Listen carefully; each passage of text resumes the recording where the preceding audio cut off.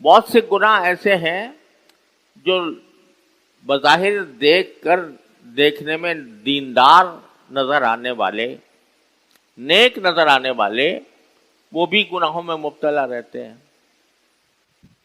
پابند صوم و صلات، نمازی، مسجدوں میں آنے والے، مسجدوں میں جماعت کے اندر شامل ہونے والے، صف اول میں بیٹھنے والے،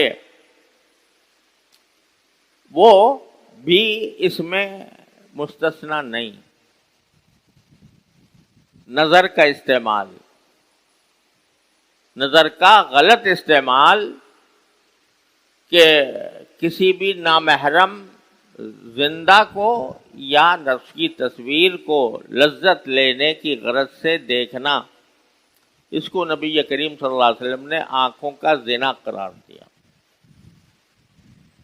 اور آج کے ماحول میں خاص طور پر جب سے یہ موبائل آئے ہیں، ان کو اسمارٹ موبائل کہا جاتا ہے، اور عربی میں اس کا ترجمہ کرتے ہیں الہاتف الذکی.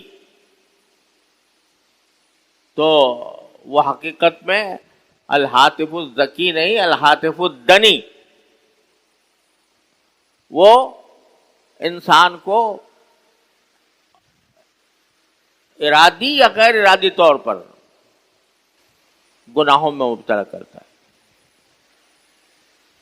اس لیے اچھے خاصے پڑھے لکھے، سمجھدار، دیندار، نمازی لوگ بھی اس فتنے میں مبتلا ہو جاتے ہیں. لیکن بسا اوقات اس کی فکر نہیں ہوتی کہ میں یہ کیا کر رہا ہوں، اس کا کیا نقصان ہے. اس سے انسان کی عبادتوں کا نور سلب ہو جاتا ہے بد نظری سے، لیکن مبتلا ہے اور فکر نہیں کہ کس طرح میں اصلاح کروں.